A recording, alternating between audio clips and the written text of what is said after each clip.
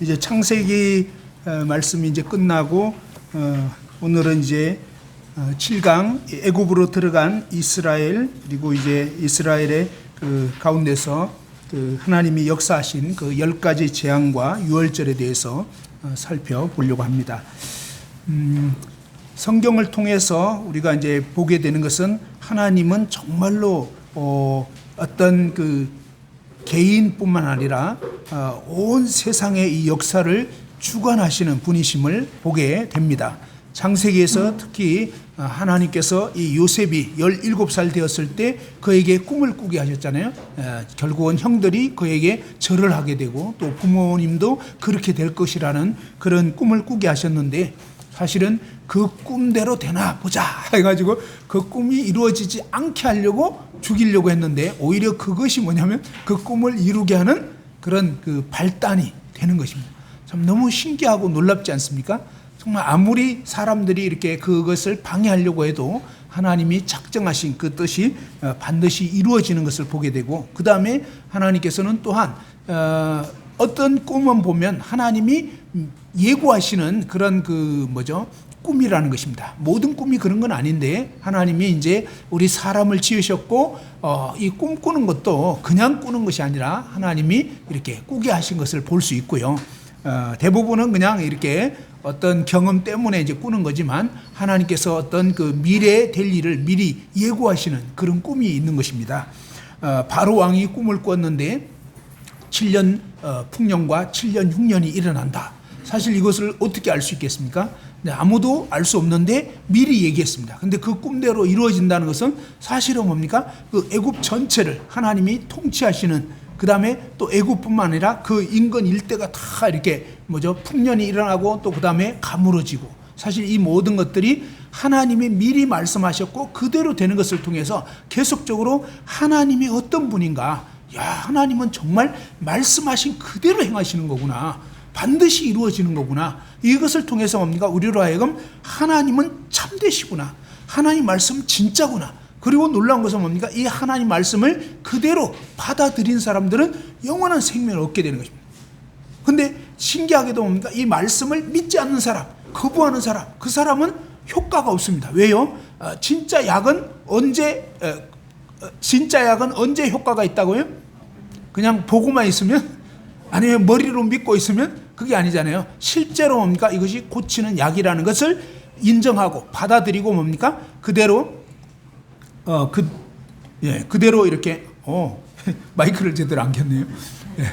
아무튼 이제 이 진짜 약이라는 것을 알고, 그 다음에 그렇다고 해서 다 알아야 되는 것이 아니라 적어도 좀 이것이 나를 낫게 해줄 수 있다라는 것을 믿고, 그 다음에 뭡니까? 실제로 먹었을 때 놀라운 것은 뭡니까? 사실은 우리 편에서의 어떤 믿음이 세냐 약하냐 이 문제가 아닌데, 많은 경우에 우리는 자꾸 내가 얼마나 세게 믿고 있냐, 좀 진실되게 믿어야 되는데 이러고 있는데, 진리는 그것이 아닙니다. 그게 아니고 뭡니까? 내가 지금 믿고자 하는 대상이 참되신 분이냐, 그죠? 그분이 이루신 것이 정말이냐. 사실은 뭡니까? 진짜 고치는 그 약이 낫게 하는 거지, 그 각각의 개인이 세게 믿냐 약하게 믿냐 이게 아니라 참된 분을 믿느냐. 다시 말해서 하나님 말씀은 계속적으로 그렇게 얘기합니다. 민수기 23장 19절에 하나님은 사람이 아니시니 무엇을 하지 않는다고요? 거짓말을 하지 않는다. 거짓말. 하나님은 거짓말 없어요. 창세기 1장 1절부터 마지막 계시록 22장 끝까지 뭡니까? 하나님의 말씀은 1.1획도 오차가 없는 진짜 성령의 감동으로 기록된 말씀인데, 우리 인간은 뭡니까? 여러 가지로 오염이 돼가지고 이 참되신 하나님을 받아들이지를 못하는, 믿지를 못하는 것입니다. 하도 사기당한 사람은 이제 절대로 누구를 안 믿을 겁니다. 왜냐하면 너무 사기를 많이 당하다 보니까. 그런데 유일하게 뭡니까? 하나님이 로마서 3장 4절에 사람은 다 거짓되대.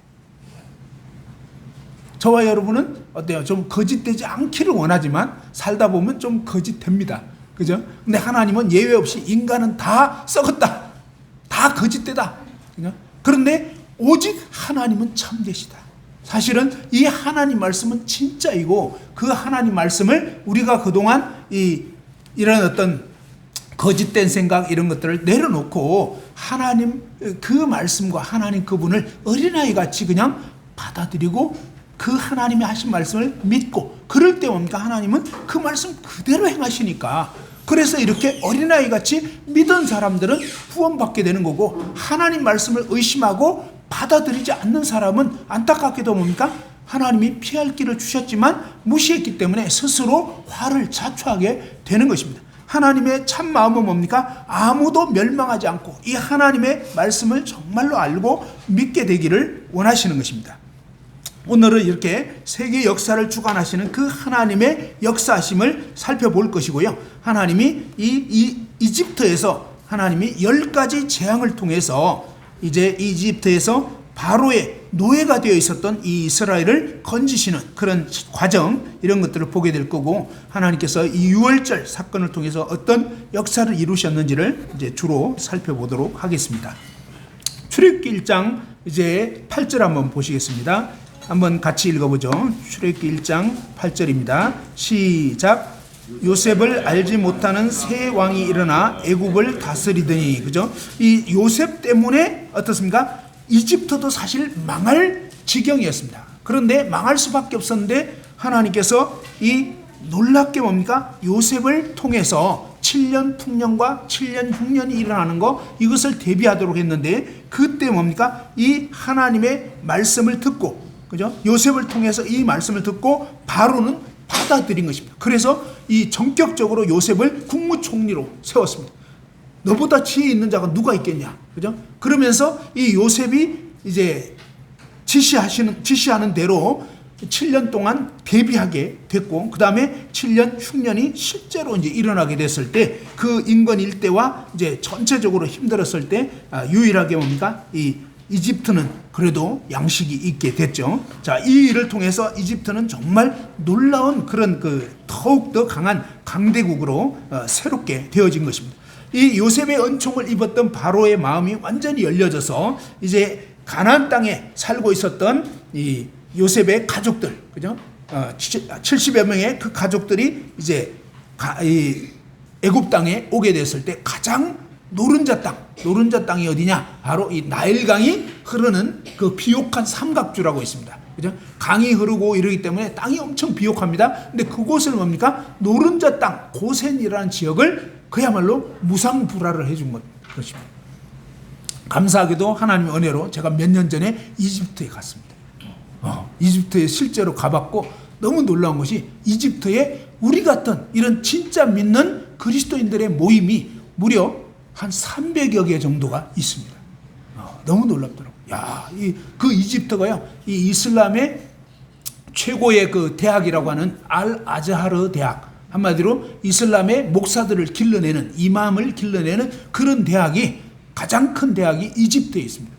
근데 그 이집트 안에 마치 모세가 자라나는 것처럼 너무너무 신기하게 진짜 하나님을 믿고 진짜 예수님 믿는 우리 같은 이런 모임들이 굉장히 많이 있는 거예요. 숫자도 많아요.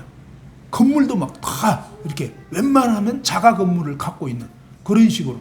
거기는 이제 그런 건물 없으면 모이지 못해요.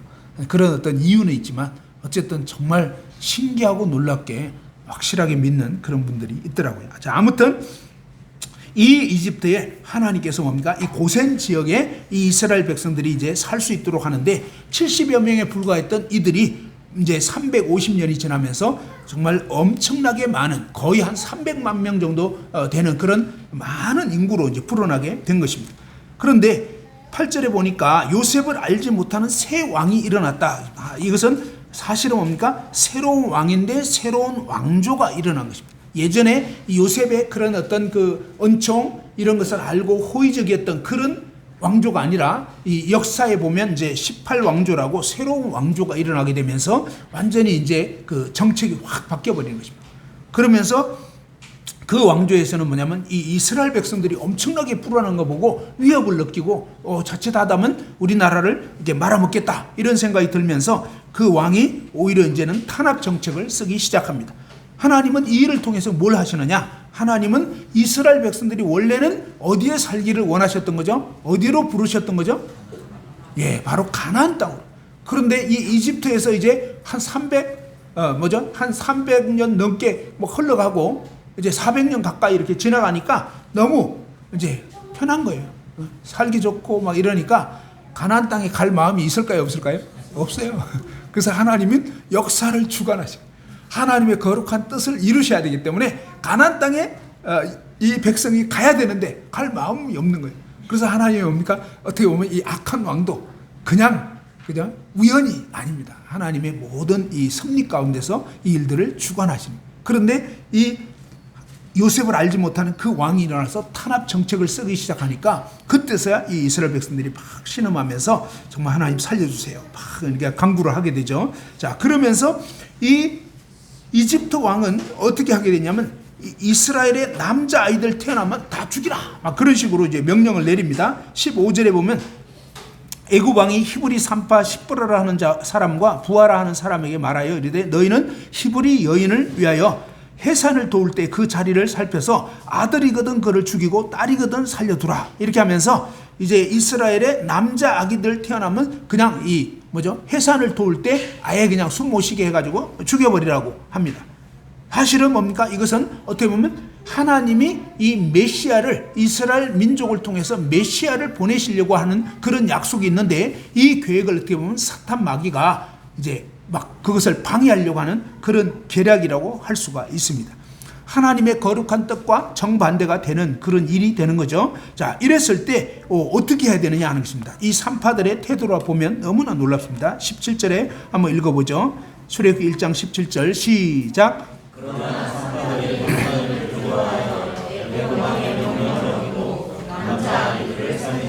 예, 그런데 이 산파들이 누구를 두려워했다고요? 예, 보통은 사람들은 누구를 두려워할까요? 예, 왕을 두려워하잖아요. 그죠? 이 애굽 왕, 이때 당시에 이집트 왕은 거의 그냥 진짜 절대 왕권을 가진 그런 존재예요. 그냥 막 죽이고 살리고 이렇게 할 수 있는 이런 존재인데 우리는 항상 이 보이는 사람이 두렵고 이렇게 됩니다. 그죠? 보이는 일들이 무섭고. 그런데 이 산파들은 뭡니까? 하나님을 경외하는. 그래서 사실은 뭡니까? 가장 두려워할 존재가 사람이 아니라 하나님이다. 여러분은 그동안 살아오면서 솔직히 누구를 두려워했나? 나는 무엇을 두려워했는가 생각해 보세요. 이 산파들은 하나님을 두려워했습니다. 그래서 하나님의 이 명령, 하나님의 뜻, 하나님의 말씀을 어떤 인간 권력자의 말보다도 더 두려워하고 그러면서 뭡니까? 애굽 왕의 명령을 어긴 것입니다. 애굽 왕의 명령은 하나님의 말씀과는 반대되는 거기 때문에. 그래서 하나님 말씀을 순종하여 남자 아기들을 살리게 되고 이렇게 됐는데 하나님께서는 이 산파들을 정말 붙들어 주셨습니다. 21절에 보면 그 산파들은 하나님을 경외하였으므로 하나님이 그들의 집안을 흥왕하게 하신지라. 우리는 이 땅에 살면서 정말 하나님을 경외할 것인가 아니면 사람들을 두려워할 것인가. 경외한다는 것은 두렵고 떨림으로 섬기는 것입니다.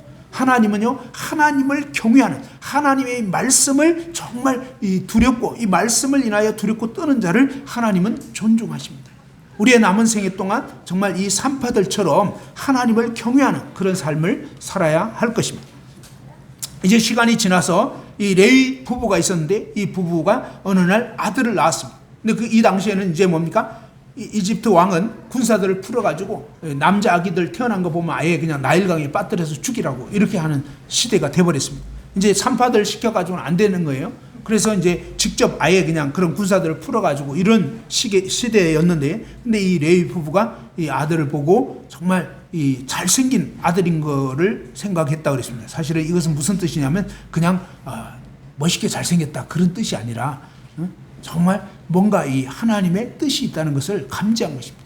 그러면서 정말 3개월 정도 이렇게 숨겨가지고 잘 키웠는데 더 이상 이제 숨길 수 없게 되면서 어떻게 보면 이제 기도 가운데 뭡니까? 나일강에 이 아들을 이제 갈대 상자를 엮어가지고 띄워 보내게 됩니다.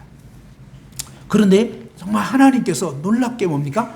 이 타이밍을 다 맞춰야 되는 걸 알아야 돼요. 그러니까 이게 우연이 아니라는 것입니다. 그죠?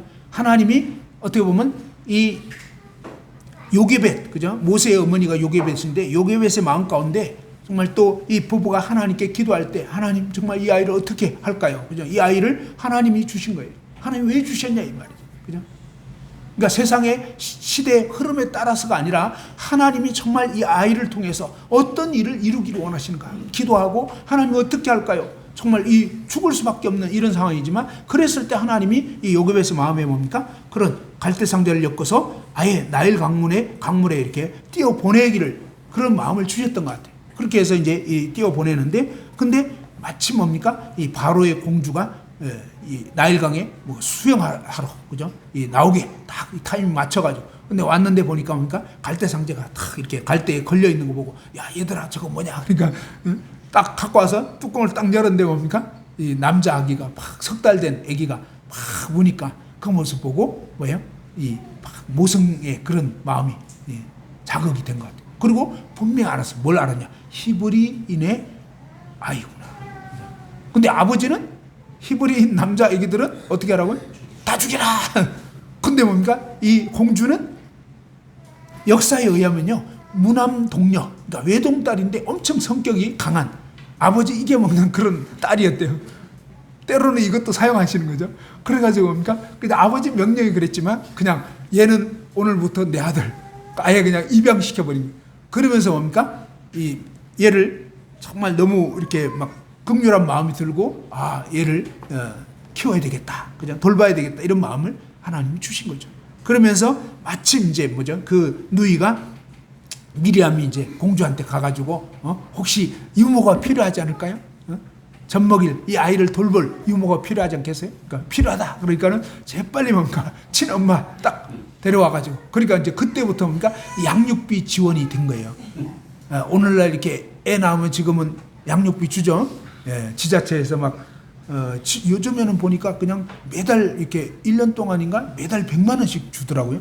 어떤 지자체에서는. 그러고 또 막 이렇게 뭐 많이 줘요. 우유 이런 것도 막 그냥 공짜로 주고 참 좋은 시대인데 애들을 왜 안 낳으려고 하는지 이해는 안 됩니다. 자, 아무튼 근데 이 양육비의 기원이 여기서 나온 것 같아요. 그죠? 예. 아니 친자식 키우는데 양육비를 주잖아요. 그러니까 공주가 뭐냐면 다 애기 키우는데 드는 거 뭐 다 이제 공급을 해준다. 이렇게 해가지고 뭡니까? 너무 놀라운 게 뭡니까? 이 호랑이 소굴에서 그죠? 바로의 그 왕가 밑에서 보호를 받으면서 이 모세가 자라나게 되는데 어떻습니까? 모세는 왕자 중 하나처럼. 그래서 이제 젖된 후에 이제 들어갔는데 사실은 젖되기까지 뭐 보통 그 정확하진 않지만 한 만 5년이 걸렸는지 7년이 걸렸는지 단지 젖만 먹인다기보다도 아주 그냥 너무 어릴 때는 좀 키우는, 그래서 이제 뭐죠 어느 정도 이제 말도 통하고 이럴 때까지 해가지고 이제 공주한테 인계를 하는 것입니다. 그런데 그 기간 동안 어떻습니까? 이 요게벳이 모세의 어머니가 정말 이 하나님 말씀으로 밤낮으로 기도하면서 정말 어떻게 보면 주의 교양과 훈계로 양육을 한 것입니다. 너무 놀라운 것은요, 바로 이 완전히 갓난 아기서부터 이런 아주 어릴 요 기간이 너무 중요한 것입니다. 사실은 엄마에게 있어서 가장 중요한 것은 육아입니다. 돈 버는 게 아니에요. 직장 생활하는 게 아니라고. 정말 이 어릴 때 자녀를 하나님의 그 길로 잘 양육할 수 있도록 기도하면서 말씀으로 돌보고 정말 이 주의 교양과 훈계로 양육해주는 이 가치를 심어 주었을 때, 그리고 보통은 이 유대인들은 그렇습니다. 하나님 말씀 아예 암송하게 만든다는 것입니다. 어릴 때부터. 그리고 이제 성인식 할 때 보통 12살 될 때는요, 모세 오경을 다 암송을 한다는 것입니다. 그게 성인식 뭐 통과 의례라고 하는 것입니다. 정통 유대인들 보면. 근데 왜 이들이 정말 그렇게 똑똑하냐? 하나님 말씀, 그죠? 성경 말씀 그대로 잠언 1장 7절에 보면 여호와를 경외하는 것이 지식의 근본이다. 우리는 참 너무 안타깝게도 이 하나님 말씀을 믿지 않고 있는 그런 시대에 살고 있습니다. 사실은요, 막 좋은 학원 보내고 막 그게 문제가 아니라 하나님을 경외하고 하나님 말씀을 정말 이 마음에 새기도록 하고 밤낮으로 기도하면서 이렇게 양육하는 것이 너무나 중요한 것입니다. 이것이 뭡니까? 모세가 그 이후에 애굽에서 이집트에서 최고 학문을, 그 당시에 최고 학문을 막 30년 넘게 배운 겁니다. 그런데 그런 학문의 그 가치 이런 걸 다 이겨버리는 거죠. 이집트에서 어떤 우상 숭배하는 그런 가르침, 여러 가지 세상 학문 이런 것들을 익혔지만 그 가치보다도 뭡니까? 완전 이 유아 시절에 어릴 때 엄마에게서 배운 이 너는 유대인이다. 너는 하나님의 백성이다. 정말 하나님의 이 목적을 성취해야 된다. 왜 살아야 되는지, 너가 왜 태어났는지, 그죠? 왜 유대인으로 태어났는지, 이 가치에 대해서, 그리고 하나님이 어떤 분인지, 그죠? 정말 이 세상에 있는 그런 신들은 다 거짓된 거고 오직 하나님만 참되시다, 이런 가치를 계속 배웠던 것입니다. 그러고 나서 이제 뭡니까? 그가 40세 되었을 때는, 이때 당시에는 전쟁을 하고 이랬기 때문에 사실은 뭡니까? 이 왕가에서 무술 고수들을 통해서 무술도 배우고, 그죠? 학문도 배우고 온갖 것들을 다 배우는 그런 사람이었을 것입니다. 여기 보면 그냥 한 번은 이 애굽 병사가 자기 그 동족을 괴롭히는 거 보고 그냥 이렇게 건지려고, 그죠? 그 사람을 이렇게 딱 쳤는데 죽어버린 거예요. 왜 이런가 했더니 이 무술 고수니까 그냥 가볍게 손을 댔는데 그냥 박살이 나는 거예요. 너무 파워가 세가지고. 그렇게 된 것 같아요. 보면. 의도적으로 막 죽여야 되겠다 이거보다도 그러지 못하게 하려고 했던 것 같은데 아무튼 이제 죽었어요. 그러니까 모래에 그냥 탁 파묻었는데 다음날 탈로가 났잖아요. 그러면서 결국은 도망을 쳐서 미디안 광야로, 거기서 이제 40년 동안 지내게 되는데, 거기서 이제 시간을 보내게 되죠. 어느 날 이제 80세가 됐을 때, 그런데 이제 뭡니까? 이 미디안의 그 제사장 이드로의 그 양떼를 계속 치고 이런 세월을 이제 보냈었는데, 그런데 뭡니까? 이 떨기나무 불꽃에서, 이 떨기나무가 있는데 사막에서 자라는 나무니까 보잘것없어요. 그런데 이 떨기나무에 불이 붙었는데 그러면 확 하면서 그냥 금방 태워져서 재가 돼야 되는데 희한한 광경을 본 거예요. 분명히 안 사라지는 거예요. 불꽃이 계속 타오르고 있는 그 광경을 보고 도대체 이게 뭐지 하고 가까이 가는데, 그때 뭡니까? 하나님의 음성을 듣게 되는 거예요. 모세야, 너가 이리로 가까이 오지 마라. 네가 선 곳은 거룩한 땅이니 너의 발에서 신을 벗어라. 그러면서 뭡니까? 이 발에서 신을 벗는다는 것은 바로 자기의 주권을 이제는 하나님께 양도하는 것입니다. 내 인생의 주인이 더 이상 내가 아니라는 것입니다. 하나님 그분께 삶을 양도하도록, 그렇게 했을 때 그가 이제 신발을 벗게 되었고 하나님 앞에 엎드리게 됐습니다. 그러면서 하나님이 뭐라냐면, 내 백성 이스라엘 백성들이 고통하는 거 보고 내가 그들을 건지겠다. 그들의 사정을, 너무나 놀라운 것은요, 출애굽기 3장 7절에 보면 뭐라고 말씀합니까? 한번 읽어봅시다. 출애굽기 3장 7절입니다. 시작.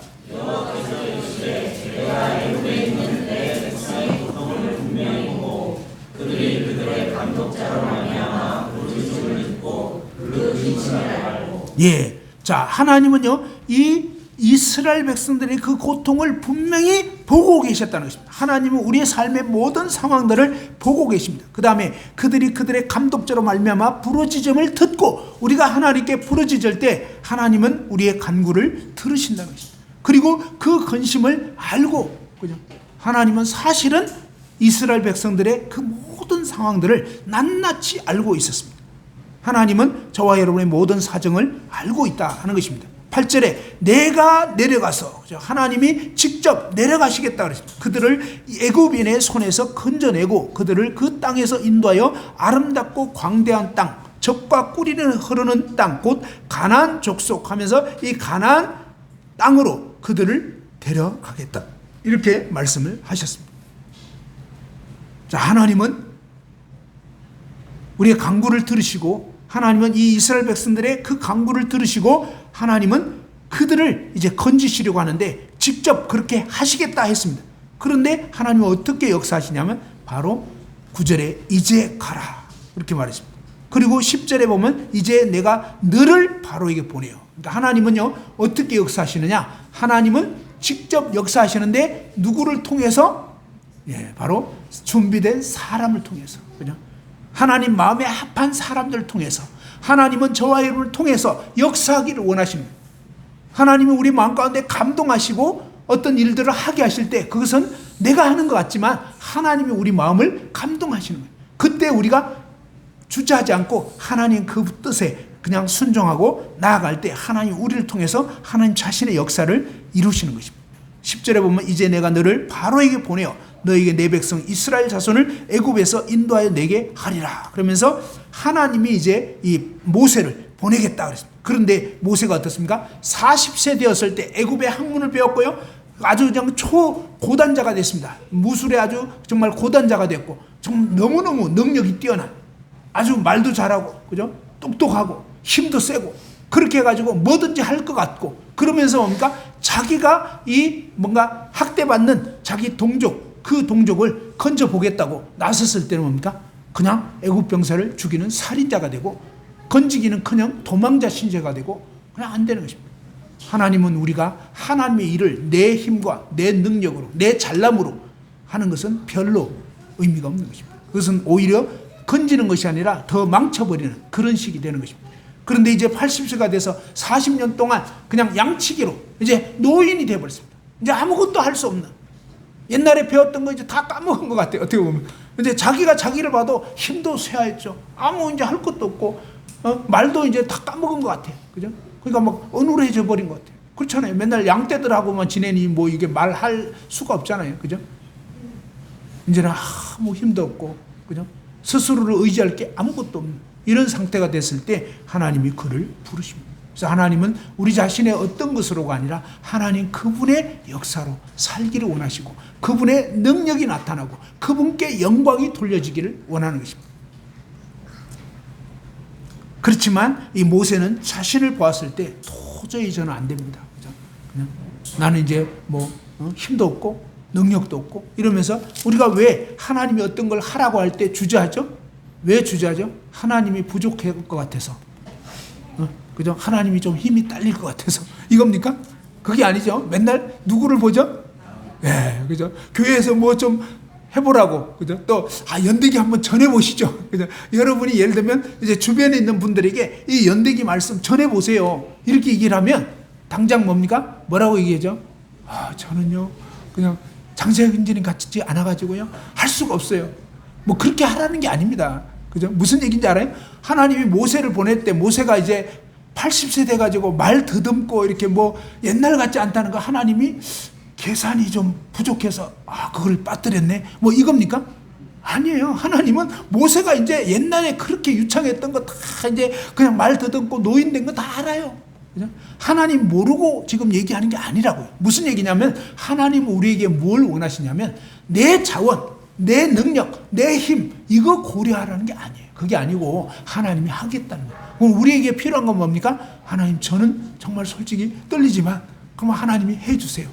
제가 최근에 이런 기도하면서 제 아내랑 이제 요즘에는 그 새벽에 이제 교회 가서 5시 반 정도 이렇게 기도를 하는데, 제가 이제 이렇게 기도했습니다. 하나님, 저는 참 지혜가 부족한 사람인데, 이러니까 제 아내가 옆에서 말해요. 당신 지혜가 없잖아. 그래서 지혜가 부족하다 이건 뭐예요? 내가 그래도 조금은 있는데 하나님 나머지는 보태달라, 뭐 이런 뜻이잖아요. 그 가보니까 맞더라고요. 그래서 제가 기도를 바꿨어요. 하나님, 저는 지혜가 없는 자입니다. 지혜자이신 주님이 해주세요. 하나님 제일 기뻐하는 게 그거거든. 우리가 뭐예요? 조금 내가 있다고 생각하니까 자꾸 뭡니까?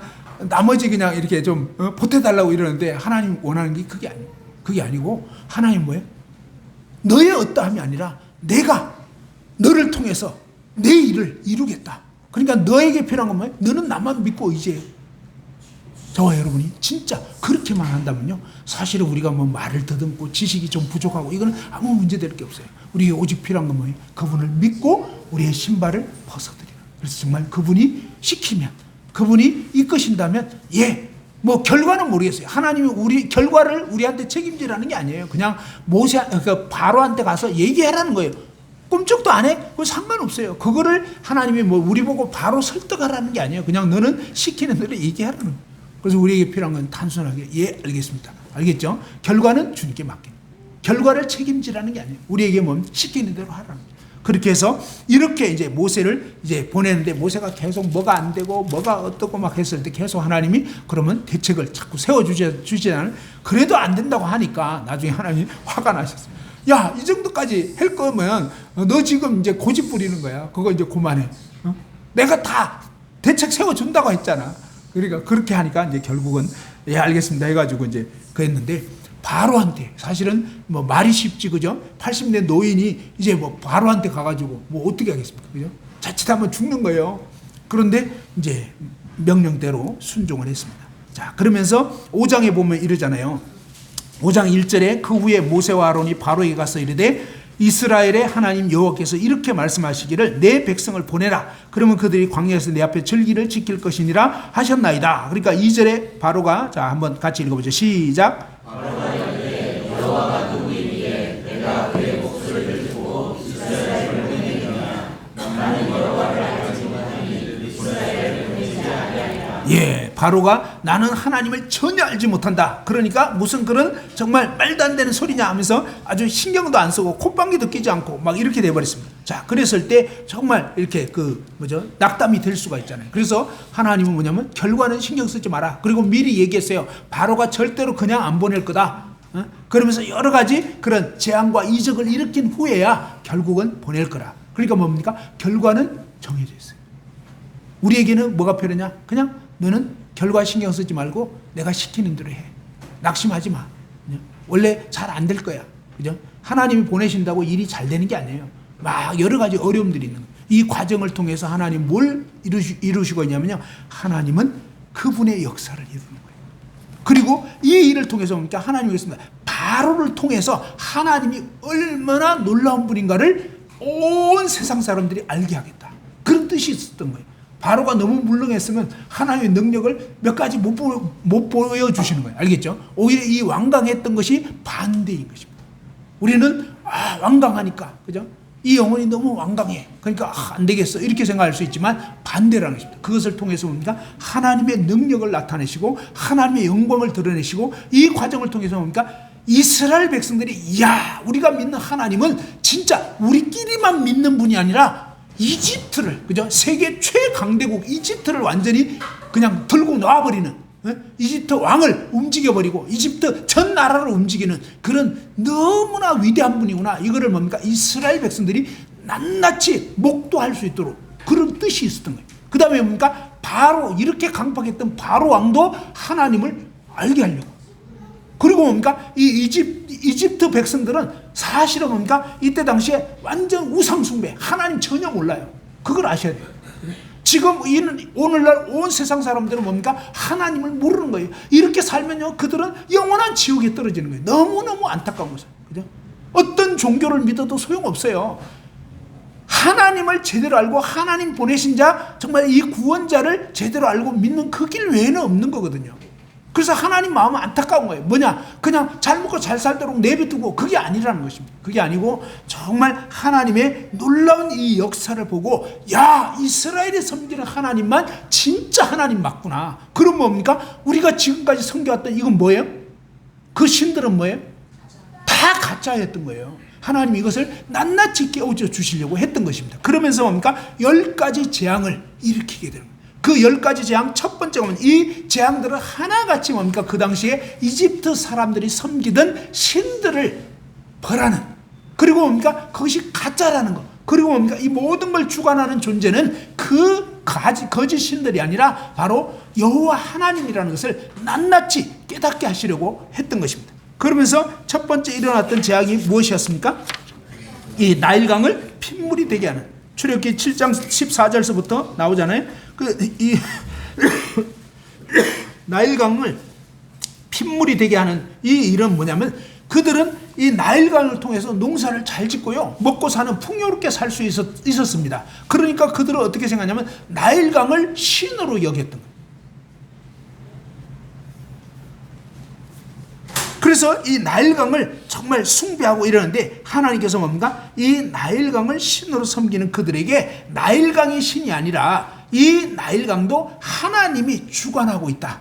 그것을 깨닫게 하시려고 나일강을 핏물이 되게 하는, 그죠? 이런 재앙을 일으키신 것입니다.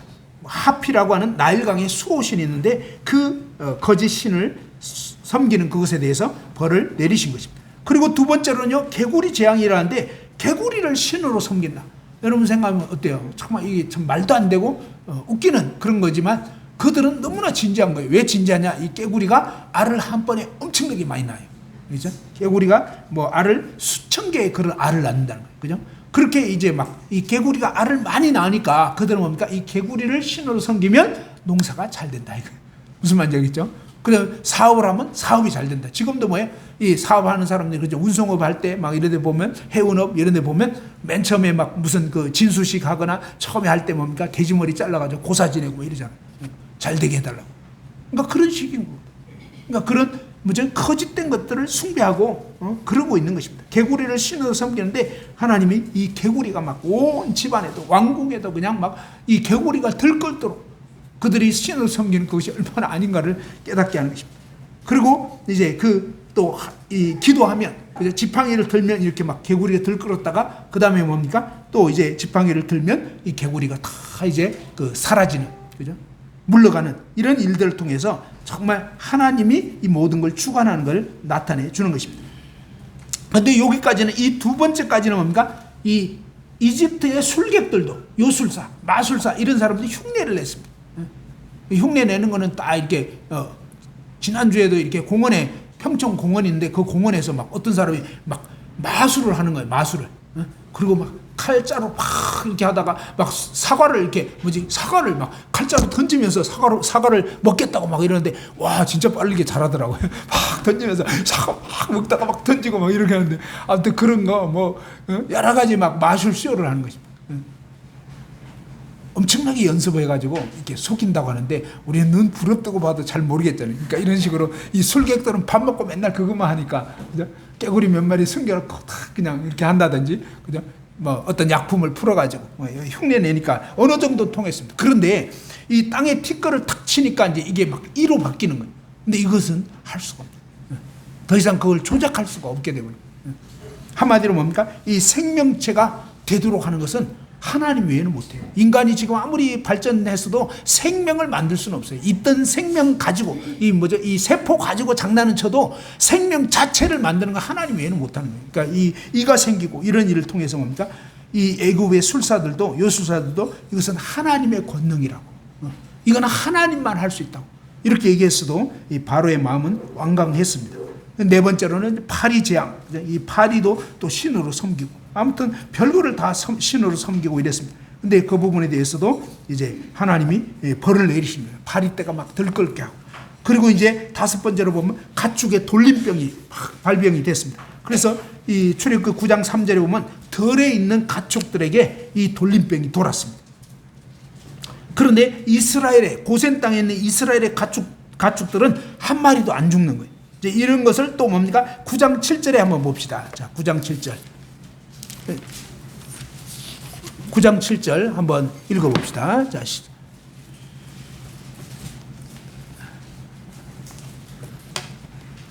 9장 7절 출애굽 9장 7절 시작.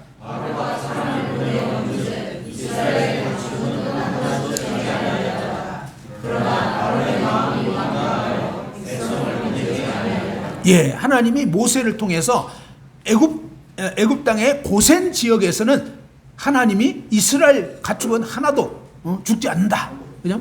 그리고 파리 때 보내고 막 이런 재앙을 내릴 때 계속 고센 지역은 딱 열에 나머지는 다 발병이 되고 막 이러는데 이 바로는 안 믿어요.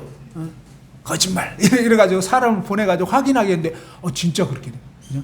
매번 재앙 때마다 그런. 자, 지금 이렇게 다섯 번째까지 그대로 이제 이루어졌습니다. 그 확인까지 해봤어요. 그러면 이제 하나님 말씀 믿어야 되겠어요? 안 믿어야 되겠어요? 이 신약의 도마보다 더 지독한 놈이 여기 있는 것 같아요.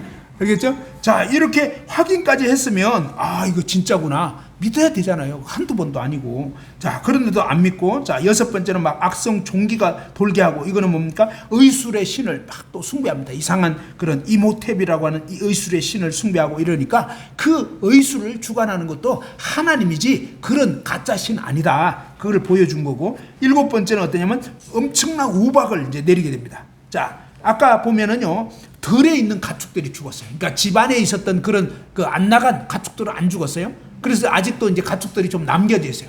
그러니까 이 끝까지 망해야 이제 항복을 하는데 아직은 좀 남아 있는 거죠. 그런데 하나님께서 뭐라고 했냐면 이 우박이 내려가지고 이제 내일 들판에 나가고 이러면은 사람이든 짐승이든 막 거의 중상이다, 죽는다. 그래서 내일은 이제 들판에 이 짐승이나 사람이나 나가면 안 된다고 그렇게 경고를 했습니다. 그런데도 어떻습니까? 9장 14절서부터 보면은 이렇게 되어 있습니다. 9장 14절에 보면 내가 이번에는 모든 재앙을 너와 내 신하와 내 백성에 내려 온 천하에 나와 같은 자가 없음을 내가 알게 하리라. 그러면서 내가 이제 손을 펴서 돌림병으로 너와 내 백성을 쳤더라면 내가 세상에서 끊어졌을 것이나 16절 읽어보죠. 시작.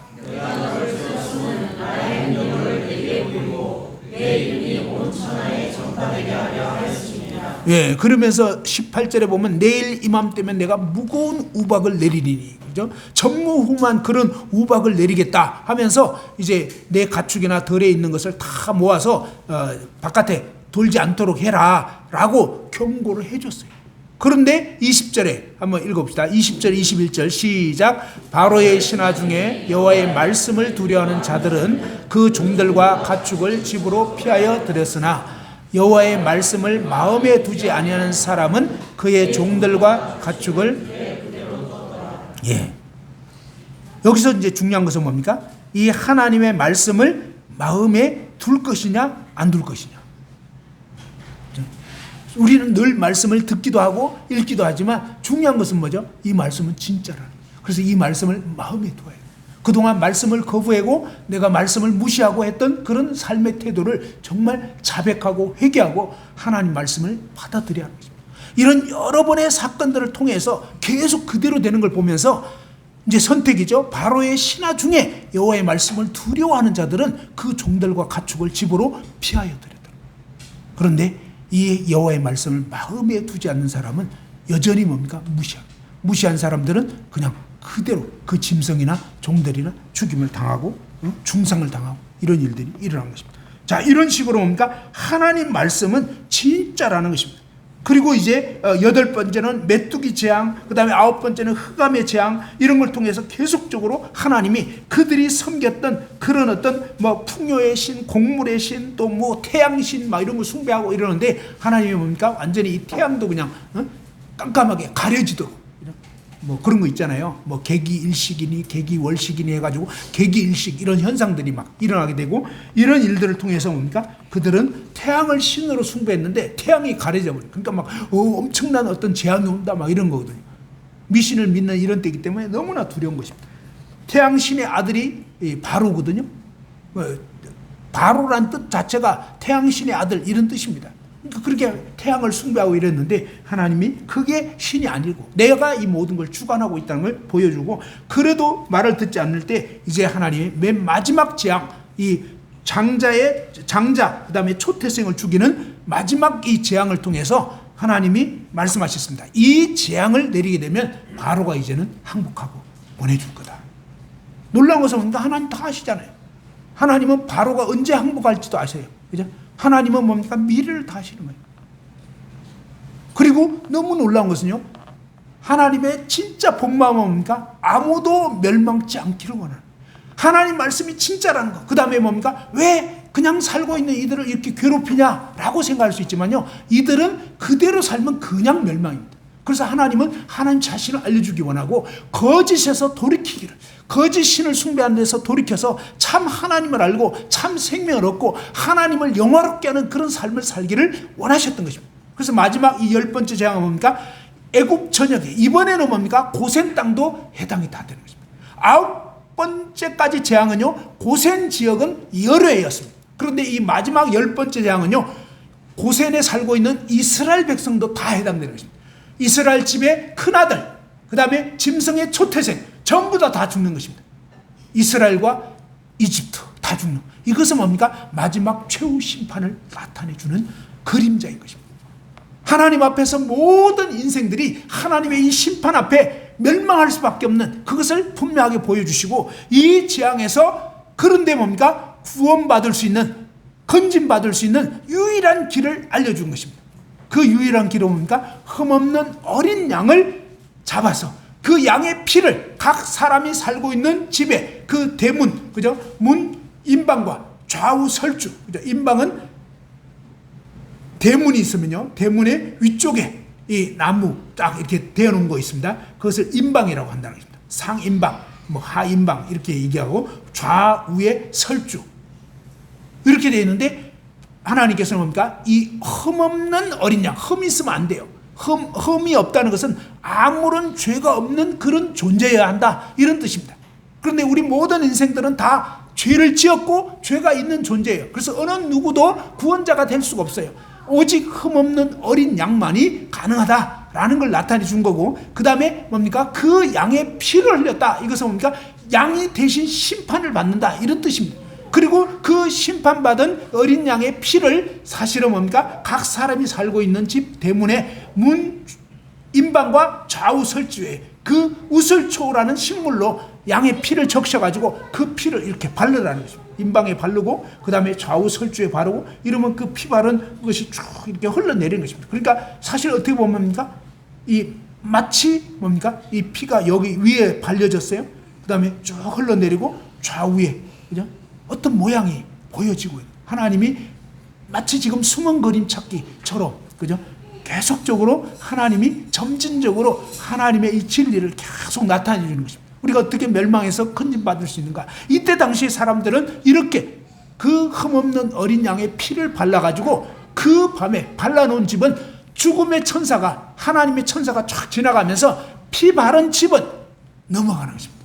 그 집은 심판하지 않고, 왜? 그 피 바른 걸 보면서 이 집은 이미 심판이 됐네? 그런 뜻이에요. 이미 심판이 되었기 때문에 더 이상 심판할 필요가 없게 되기 때문에 그 집은 넘어가는 것입니다. 그래서 그 집의 장자, 그 집의 초태생은 무사하는 것입니다. 이 장자도 사실은 뭡니까? 대표입니다. 모든 아들들을 다 죽는, 모든 짐승이 다 죽는, 하나님의 심판 앞에 예외가 없는 이런 상황인데, 유일하게 이 심판에서 면할 수 있는 길은 바로 이때 당시에는 뭡니까? 흠없는 어린 양의 피를 바른 집만 넘어가는 것입니다.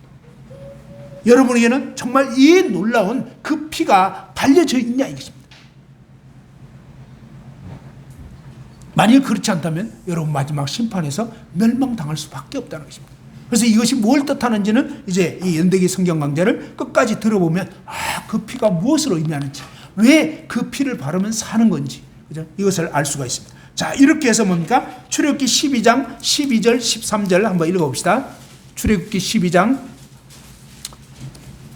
12절 13절 다 같이 한번 읽어봅시다. 시작. 내가 그 밤에 애굽 땅에 두루 다니며 사람이나 짐승을 막론하고 애굽 땅에 있는 모든 처음 난 것을 다 치고 애굽의 모든 신을 내가 심판하리라. 나는 여호와라. 내가 애굽 땅을 칠 때 그 피가 너희가 사는 집에 있어서 너희를 위하여 표적이 될지라. 내가 피를 볼 때에 너희를 넘어가리니 재앙이 너희에게 내려 멸하지 아니하리라. 그죠? 이 말씀 그대로 순종했던 이런 사람들은 멸망하지 않고 살아남는 것입니다. 이 이집트 백성일지라도 그 소식을 듣고, 그죠? 그 이스라엘 백성들이 하는 모습들을 보고 이게 뭐예요? 라고 했으면 얘기해 줬겠어요? 안 했겠어요? 너희들은 죽어라. 그게 아니잖아요. 사실은 지금까지 9번째까지 말씀한 그대로 재앙을 내리신 이 살아계신 하나님이 우리에게 말씀해 주셨어요. 정말 이 흠없는 어린 양을 잡아서 그 피를 바른 집은 장자, 초태생이 죽지 않지만 피 안 바르면 죽는다고 하셨어요. 그 얘기를 이웃집 애굽 사람이 들었을 때 그들도 와, 그렇다면, 그죠? 그 말씀 받아들이고 그렇게 한 집은 살아남는 거예요. 하나님이 차별하는 게 아니에요. 그죠? 누구든지 이 하나님의 말씀을 듣고 받아들인 사람은 멸망하지 않는 것입니다. 그러나 이 말씀을 무시하면 멸망당하는 것입니다. 진짜 그렇게 된 거예요. 그래서 성경에 보면 그대로 이 애굽 사람들 피 안 바른 그런 집은 하나도 남김없이 바로의 아들서부터 마지막 여종의 아들까지 다 죽임을 당했다. 이 일을 통해서 뭡니까? 바로는 무조건 항복을 하고 이스라엘 백성들을 이제 보내줄 수밖에 없게 되고, 그 다음에 보내질 때 뭡니까? 은금 패물을 구하도록 했는데, 이제 정말 이 은금 패물을 구하는 때마다 뭡니까? 그대로 이 애굽 사람들 마음이 열려가지고 가져가라고. 그렇게 해서 그거 다 챙겨가지고 이제 나오게 된 것입니다. 그리고 이제 한참을 나가게 됐는데, 몇 날 며칠이고 갔는데 보니까 이스라엘 백성들이 어디로 가느냐? 홍해 바다가 가로막혀 있는 그쪽에 좌우에 절벽이 있는데 그런 코스로 가더라도 희한한 코스로 간 거죠. 완전히 도관에 든 쥐가 되는 거예요. 이 소식을 듣게 되고 이제 뭐 아들 장례 치르고 이제 시간 좀 지났는데, 야, 이스라엘 백성들 어디 가고 있어? 그랬더니 홍해 앞바다에 있는 그 좌우에 절벽에 있는 굴로, 얘들이 죽으려고 안 되겠다. 다시 데리고 오자. 잡아오자. 그러면서 발동해가지고 뭡니까? 막 특별 병거를 거느리고 다시 잡으러 가는 것입니다. 근데 이 일을 통해서 뭡니까?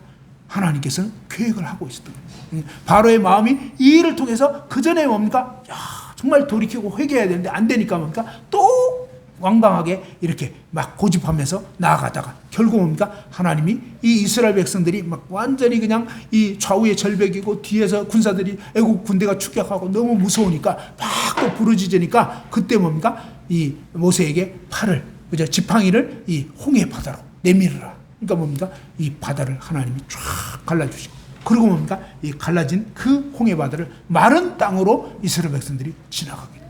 300만 명 가까이 되는 이 이스라엘 백성들이 막 그곳을 지나가게 했는데, 나중에 이제 뭡니까? 이 애국 군대가 막 추격해 들어오는데 다 건너고 나서, 다 지나고 나서 뭡니까? 다시 지팡이를 내밀으라 하니까 완전히 그냥 물이 합류돼 가지고 쫓아갔던 그 애국 왕, 그 다음에 그 군사들 다 수장됩니다. 그리고 지금도 뭡니까? 그곳 지역에 가보면 사실은 뭡니까? 옛날에 그 병거바퀴 막 이런 흔적들이 있어요. 그 산호초가 희한하게 그렇게 생겨 있어요. 그러면서 뭡니까? 정말로 그런 일이 있었다는 것입니다. 고고학을 통해서 계속적으로 발견되고 있고 사실입니다. 하나님 말씀은, 한번 따릅시다. 하나님 말씀은 진짜다. 그래서 이 하나님 말씀을 믿고 따라야 돼요. 그리고 하나님께서는 광야의 이스라엘 백성들을 그 허벌판 광야에서 뭡니까? 아무것도 농사 지을 수 없고 어떻게 할 수 없는데 날마다 뭡니까? 그들이 먹을 수 있는 만나를 새벽 이슬과 더불어서 내리게 해주신 거예요. 우리가 정말 가급적이면 좀 밤에 일찍 자고 아침에 좀 일찍 일어나서 이 하나님과 대면하고 하나님 말씀을 가까이 하고 이렇게 영의 양식을 취하는 게 너무너무 중요하고 필요한 것입니다. 그리고 목이 말라서 정말 어찌할 바를 알지 못하는데 하나님은 뭡니까? 거대한 바위가 있는데 그들 보고 땅 파라고 한 것이 아니죠. 그죠? 그 땅을 파서 우물을 파라 이게 아니라 이해할 수 없는, 그죠? 그냥 상식적으로 납득되지 않는 거대한 바위에 무슨 물이 나오겠어요? 근데 그 바위 위에 내가 서겠다 그랬습니다. 하나님 그렇게 말씀합니다. 근데 너가 그 지팡이로 바위를 치라는 거죠. 어떤 의미에서 뭡니까? 하나님이 맞으시는 거예요. 근데 그렇게 되면서 바위를 쳤더니 바위가 갈라지면서 거기서 이 이스라엘 백성들이 먹고도 남는 그런 엄청난 물이 솟아나는 거예요. 그러면서 이 광야의 이스라엘 백성들을 하나님이 계속적으로 뭡니까? 그들이 먹을 거, 그들이 정말 입을 거, 또 신발, 아무튼 이런 것들이 헤어지지 않도록 하면서 불기둥과 구름기둥으로, 그죠? 그 사막 지역에 밤 되면 아주 추워요. 그죠? 근데 그러니까 불기둥을 통해서 막 천연 난로를 피워주시고, 천연 온돌 시스템을 가동을 시켜준 거예요. 그리고 뭡니까? 낮 되면 뭡니까? 뜨거운 태양빛이 내리쬐는데 나무도 없어. 그늘이 없으니까 얼마나 힘들겠어요. 근데 하나님 뭡니까? 천연 이 하나님의 구름을 쫙 가려서 낮에는 시원하게 해주시고 밤에는 따뜻하게 해주셔서 그들을 뭡니까? 40년 동안이나 그 광야에서 쭉 지내게 해주시고, 하나님 우리 인생을 이렇게 사실은 돌보시는 거예요. 그 하나님이 이스라엘 백성에만 함께 하는 것이 아니라 바로 구속받은 우리 성도들에게 이렇게 하나님이 함께 하시는데, 우리가 이 하나님을 제대로 알고 그 하나님을 어떻게 실제로 이제 믿음으로 하나님 말씀대로 발걸음을 내딛어 보면, 야 진짜구나, 예, 정말이에요. 정말이라고. 그들만 함께 한 게 아니라 그 하나님은 어제나 오늘이나 동일하기 때문에 오늘 우리에게도 함께 하십니다. 그 하나님을 믿고 신뢰하고 하나님을 순종할 때 하나님 영광을 받으시고 여러분을 통해서 하나님의 영광이 드러날 수 있습니다. 잠깐 기도하고 마치겠습니다. 하나님 아버지 감사합니다. 아버지 하나님은 정말 살아계시고 놀랍게 역사하시는 분이시온데, 주님 정말 이 바로가 하나님을 알지 못하고 애굽 백성들이 거짓 것들을 섬겼던 것처럼 주님 저희들의 지난 날의 삶을 볼 때 하나님 알지 못하고 거짓 것들을 숭배하며 살아왔었습니다. 그러나 정말 하나님이 참되시고 그 하나님을 통해서 저희로 하여금 정말 이 진리를 깨달을 수 있도록 주 예수님 믿고 따를 수 있는 이 복을 주셔서 감사합니다. 주님 우리만 믿고 이 인생을 끝낼 문제가 아니라 우리 주변에 수많은 죽어가는 마치 애굽 백성들처럼 전혀 알지 못하고 평생을 우상만 숭배하다가 영원한 지옥에 던져질 많은 영혼들이 우리 주변에 있는데, 아버지 하나님 저희가 잠잠히 있지 않고 정말 기도하면서 하나님 정말 의지하여 믿음의 발걸음을 딛고 저희가 정말 그들을 주님 품으로 인도할 수 있도록 주님 담대함을 주시고 또 발걸음을 주님 딛게 해 주시옵소서. 아버지 하나님께 의탁드렸고 감사하며 주 예수님 귀하신 이름으로 기도드립니다. 아멘.